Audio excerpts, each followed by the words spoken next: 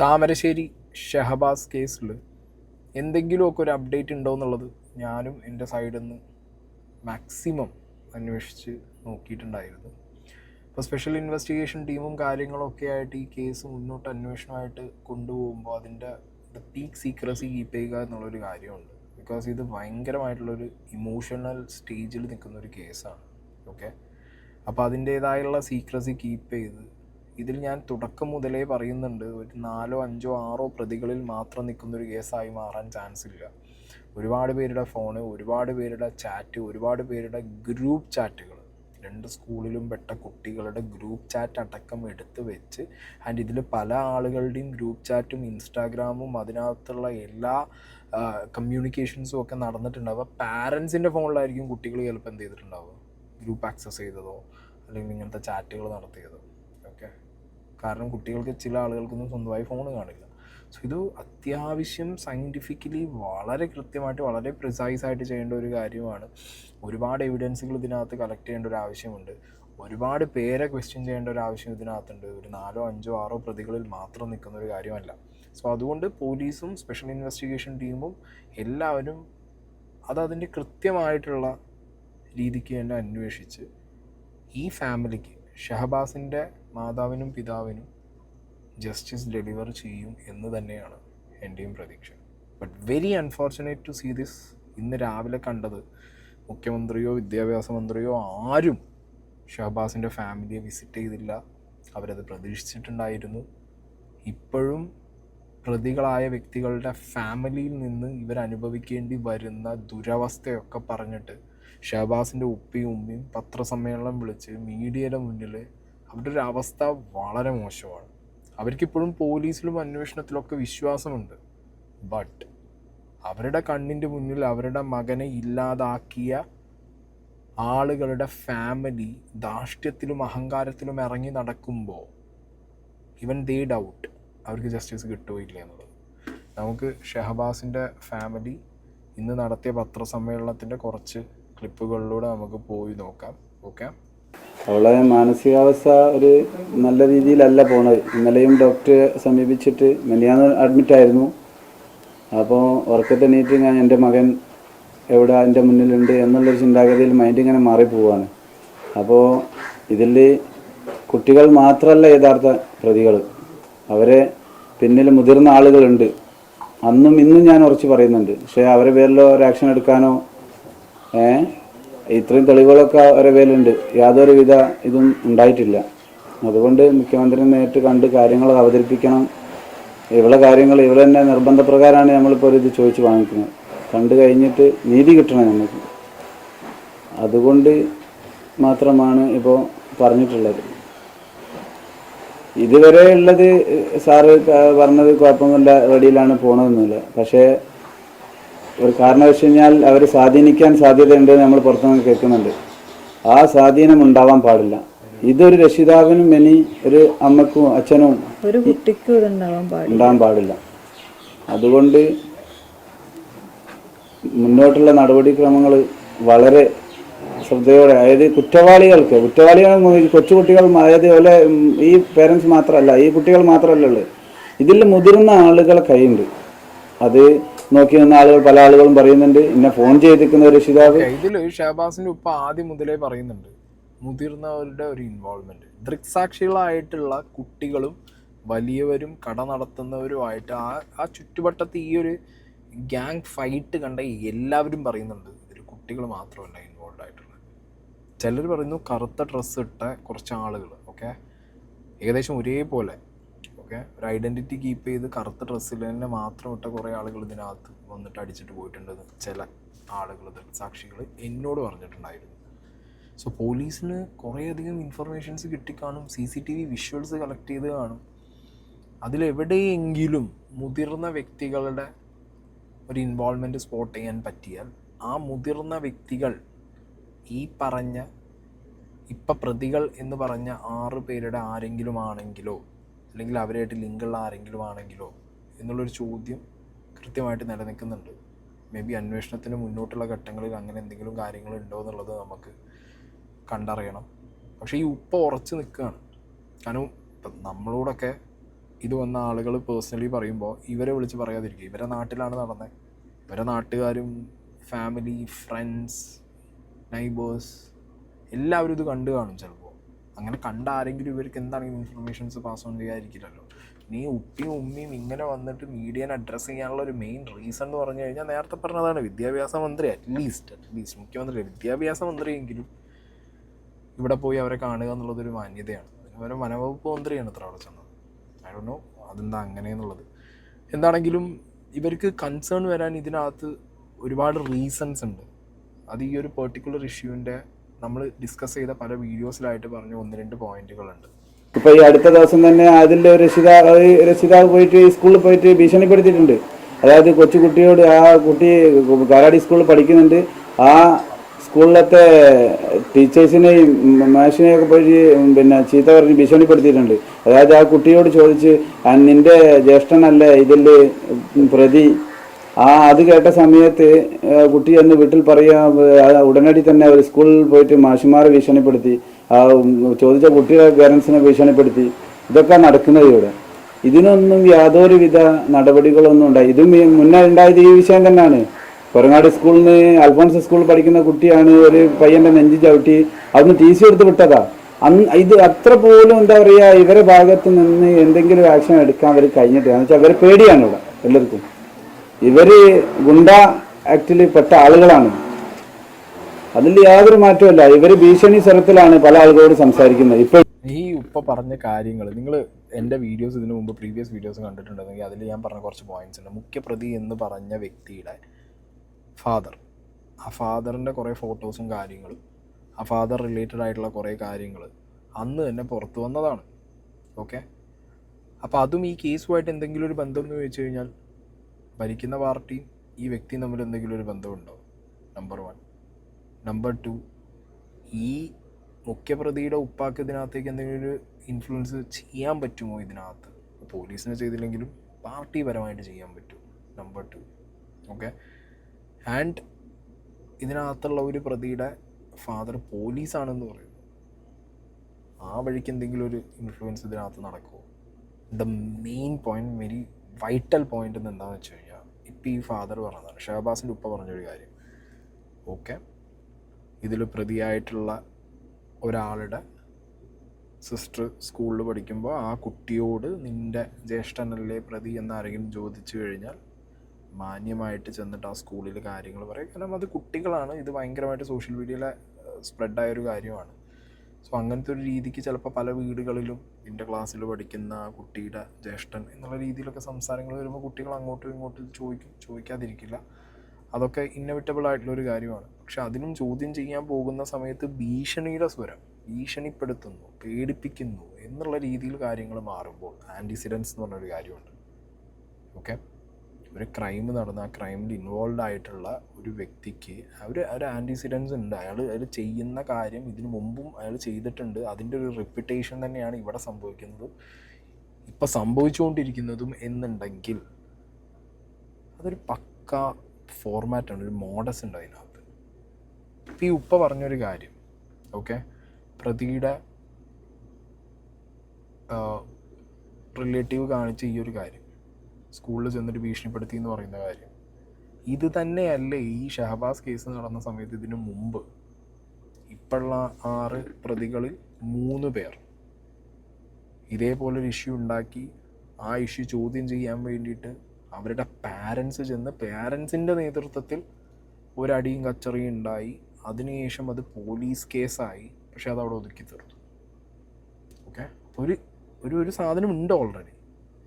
And the very next thing happens, ഈ പറഞ്ഞ കൂട്ടത്തല്ലും അതിൽ ഷഹബാസിൻ്റെ മരണം. And the very next thing അടുത്തത് സംഭവിക്കുന്നത് എന്താ, വീണ്ടും സ്കൂൾ റിലേറ്റഡ് ആയിട്ടൊരു കാര്യം വരുന്നു. ആ സ്കൂളിലേക്ക് വീണ്ടും ഒരു പാരൻറ്റ് പോകുന്നു, അവിടെ ഭീഷണിയും കാര്യങ്ങളും. ഈ ഉപ്പാടെ സംശയം ഭയങ്കര റെലവൻ്റാണ്. അപ്പോൾ പറയുന്ന കാര്യങ്ങൾ വളരെ റെലവൻ്റാണ്. കണ്ടു നിന്ന ആളുകൾ പറയുന്നു ഇതിനകത്ത് ഒരുപാട് പേര് ഇൻവോൾവ് ആയിട്ടുണ്ട്, കുട്ടികൾ മാത്രമല്ല എന്നുള്ളത്. എല്ലാം കൂടി ഒന്ന് നിങ്ങൾ കൂട്ടി വായിക്കുക. ഞാൻ അന്ന് ന്യൂസിൽ വന്നുള്ള ക്ലിപ്പ് ആണെങ്കിൽ അവൻ ഒന്നുകൂടി പ്ലേ ചെയ്യും.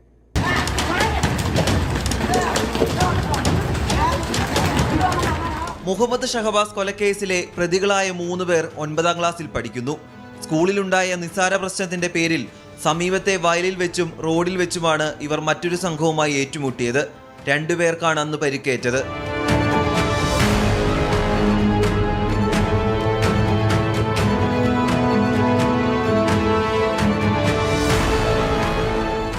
ജനുവരി 5-നുണ്ടായ അടിക്ക് തിരിച്ചടി ജനുവരി 6-ന് നൽകി. മുഹമ്മദ് ഷഹബാസ് കൊലക്കേസിലെ 3 പ്രതികളാണ് തിരിച്ചടിച്ചത്. ഇതിന് മാതാപിതാക്കളും പിന്തുണ നൽകി. മാതാപിതാക്കൾ നോക്കി നിൽക്കെയാണ് സ്വകാര്യ ട്യൂഷൻ സെന്ററിന് സമീപത്ത് വെച്ച് ആക്രമിച്ചത്. ഒരു വിദ്യാർത്ഥിനി ഉൾപ്പെടെ 3 പേർക്ക് അന്ന് പരിക്കേറ്റു. 2 പരാതികൾ പോലീസിന് ലഭിച്ചുവെങ്കിലും കാര്യമായി ഒന്നും ചെയ്യാനായില്ല. അന്ന് ശിക്ഷിക്കപ്പെട്ടിരുന്നുവെങ്കിൽ ഇന്നൊരു ജീവൻ നഷ്ടമാകില്ലായിരുന്നു. ഓക്കെ, അപ്പോൾ അതാണ് അന്ന് വന്ന, അതായത് ഇതിന് മുമ്പ് ഷഹബാസ് ഇഷ്യൂ ഉണ്ടാവുന്നതിന് മുമ്പ് ദ സെയിം സ്കൂൾ പഠിക്കുന്ന കുട്ടികൾ, ഇതിൽ ഇൻവോൾവ് ആയിട്ടുണ്ടായിരുന്ന കുട്ടികൾ 3 പേർ, അവരുടെ പാരൻസ് എല്ലാം കൂടി ഇൻവോൾവ് ആയിട്ടുണ്ടായിരുന്ന ഒരു വിഷയം. ഓക്കെ, അടുത്ത് നോക്കാം. ഇതുവരെ ഓരോ അന്ന് എന്ത് ചെയ്യുക, നിയമത്തിന്റെ മുന്നിൽ കാണിച്ചു കൊടുക്കാൻ പോലും ആരും ശ്രമിക്കുന്നില്ല. ഇവര് അങ്ങാടിയിൽ, ഞങ്ങളിപ്പോൾ അങ്ങാടി ഇറങ്ങുന്ന സമയത്ത് ഇവർ നമ്മളെ മുന്നിൽ ഇങ്ങനെ മോഷ്ടി പിടിച്ചിങ്ങനെ കൈകൊണ്ടൊക്കെ അഭിവാദ്യം ചെയ്താ പോണത്. അപ്പോൾ മറ്റുള്ള ആളുകൾ കൂടി ഇതൊരു പ്രചോദനമാണ്. അത് തീർച്ചയായിട്ടും ഇവരെ നിയമത്തിന്റെ മുന്നിലേക്ക് കൊണ്ടുവരണം, അതായത് അറസ്റ്റ് ചെയ്യണം എന്നുള്ള ഞാൻ പറയുന്നത്. ഇവരും അതന്നെ പറയുന്നത്. ഇത്രയായിട്ട് എക്സാം എഴുതി അവർക്ക് കിട്ടി, ഇനിയിപ്പോൾ അവർക്ക് എന്താ ചെയ്തുകൂടാത്തെ? നാളെ അവർ ഞങ്ങളെ വീടിക്ക് നേരെ വന്ന് ആക്രമിക്കാൻ പഠിക്കുമോ? ഇല്ല. അതുകൊണ്ട് ഇവരെ എത്രയും പെട്ടെന്ന് എന്താ ചെയ്യേണ്ടത് വെച്ചാൽ അറസ്റ്റ് ചെയ്ത് ഞാൻ ഉള്ളിലാക്കണം, എന്നിട്ട് തെളിവെടുക്കട്ടെ, എന്നാലേ ഇത് നടക്കൂ. അല്ലാണ്ട് ഒരു കാരണം വെച്ച് കഴിഞ്ഞാൽ എനിക്ക് തോന്നുന്നില്ല ഇത് മുന്നോട്ട് തോറും എന്ന് വെച്ച് കഴിഞ്ഞാൽ നമ്മൾ നീതി കിട്ടാത്തൊരവസ്ഥയിലേക്കാണ് പോണത്. ഗവൺമെന്റിന്റെ ഭാഗത്തിപ്പോൾ പോലീസിന്റെ ഭാഗത്തുനിന്ന് വളരെ കാര്യക്ഷമമായിട്ട് തന്നെയാണ് നടക്കുക. ഇന്നലെ സ്റ്റേറ്റിന്റെ ഒരാൾ ഇവിടെ വന്ന സമയത്തും കാര്യങ്ങൾ അവതരിപ്പിച്ച സമയത്തും ഞങ്ങൾക്ക് അറിയാൻ കഴിഞ്ഞത് കഴിയുന്നത്ര ഞങ്ങൾ നോക്കും. പക്ഷേ ഈ കുട്ടികളെ മാത്രം അതിൽ ഉൾപ്പെടുത്തിയിട്ട് കാര്യമല്ല, ഇതിൽ രക്ഷിതാക്കളുണ്ട്.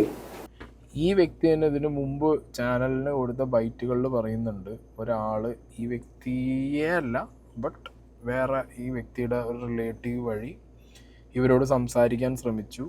ഓക്കെ, ആൻഡ് ഇപ്പം നടന്ന ഇഷ്യൂ ഈ ഉപ്പ പറയുന്നത് നിങ്ങളൊന്ന് കേട്ടു. ഉപ്പാക്ക് മകൻ നഷ്ടപ്പെട്ടു, പള്ളിയിൽ പോകുന്ന വഴിക്ക് നാട്ടിൽ നോക്കുന്ന സമയത്ത് പ്രതികളുടെ പാരൻസോ അല്ലെങ്കിൽ ബാക്കി ഫാമിലി റിലേറ്റീവ്സോ ഒക്കെ ഇവരുടെ മുന്നിലൂടെ ഒരു ധാർഷ്ട്യത്തിൽ, അഹങ്കാരത്തിൽ കൈയൊക്കെ പൊക്കി പിടിച്ച് അത് ആക്സെപ്റ്റ് ചെയ്യാൻ വളരെ പാടായിരിക്കും. പലരും ചോദിക്കാം, എന്താ ഓക്കെ അവരങ്ങനെ നടന്നൂടെ, എന്താ വിഷയം എന്നുള്ളത് പലരും, ഇപ്പം ഞാൻ പറയുന്നത് വളരെ കുറച്ച് പേരെങ്കിലും അതിന് തോന്നാം എന്താ അവർക്ക് നടന്നത്. അവർക്കിപ്പോൾ അങ്ങനെ ഒരു ഇൻസിഡൻറ്റിൽ മക്കൾ പെട്ടു എന്ന് വിചാരിച്ചിട്ട് ബാക്കി പാരൻസിന് പുറത്തിറങ്ങി നടക്കണ്ടേ? അറ്റ്ലീസ്റ്റ് ആരെയാണോ അവരെ മക്കൾ ഇൻവോൾവ് ആയ കേസിൽ തീർന്നു പോയത്, ആ കുട്ടിയുടെ പാരൻസിനെ കാണുമ്പോഴെങ്കിലും ഒരു മിനിമം കാര്യമാണ് എന്ത് ചെയ്യുക, ഒന്ന് സൈഡായിട്ടൊന്ന് ഇതായി പോകാൻ, അവരുടെ ഇമോഷനെ റെസ്പെക്റ്റ് ചെയ്യുക എന്നുള്ളൊരു കാര്യമുണ്ട്. ഇതത് ചെയ്യാതെ അവരെ പോലും വെല്ലുവിളിക്കുന്ന, അല്ലെങ്കിൽ ഞങ്ങളുടെ മക്കൾ പ്രതിയായിട്ടുള്ള കേസിലെ ആളുടെ ഉപ്പാനെ ഓക്കെ കണ്ടു കഴിയുമ്പോൾ അയാളുടെ മുന്നിൽ ഒരു ഷോ ഓഫ് കാണിക്കാൻ വേണ്ടിയിട്ടുള്ള പരിപാടി കാണിക്കുക എന്ന് പറയുന്നത് അൺആക്സെപ്റ്റബിളാണ്. ഓക്കെ, അതിലൊരു ഉപ്പാക്ക് സങ്കടവും വിഷമവും ദേഷ്യവും തോന്നുകയാണ്. അതിലൊരു ഉപ്പാക്ക് തോന്നുകയാണ് എനിക്ക് നീതി കിട്ടുന്നില്ല ഈ നാട്ടിൽ എന്ന് തോന്നുന്നുണ്ടെങ്കിൽ എന്ത് ചെയ്യാൻ, ഒന്നും പറയാനില്ല.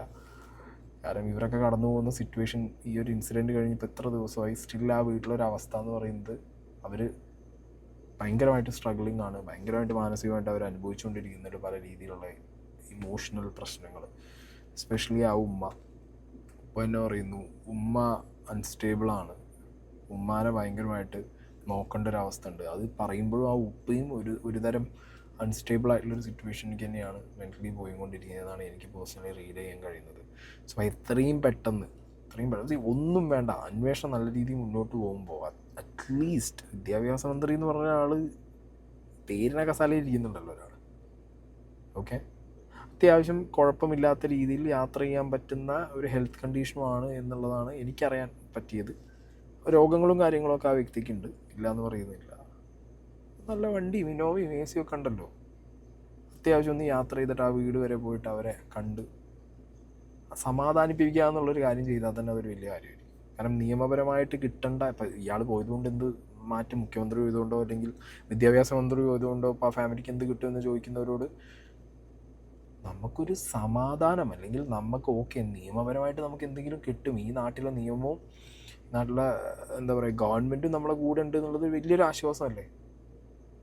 അത് കിട്ടുന്നത് വലിയൊരു ആശ്വാസമാണ്. കാരണം അവരുടെ നാട്ടിൽ തന്നെ പ്രതികളായിട്ടുള്ള വ്യക്തികളുടെ ഫാമിലി പെട്ട ആളുകൾ ഇവരുടെ മുന്നിലുള്ള ഷോ ഓഫ് കാണിച്ച് പോവാണ്. ആ സമയത്ത് നിയമവും നമ്മളെ കൂടെ ഇല്ല, നിയമപാലകർ അന്വേഷിക്കുന്നുണ്ടെന്ന് പറയുന്നു. ബട്ട് എന്ത് നടക്കും എന്ത് നടക്കില്ല എന്നൊന്നും ഒരു അൺസർട്ടൈൻ സിറ്റുവേഷനിൽ ആ ഫാമിലിക്ക് ഇത് ഭയങ്കര താങ്ങും തണലുമാണ്.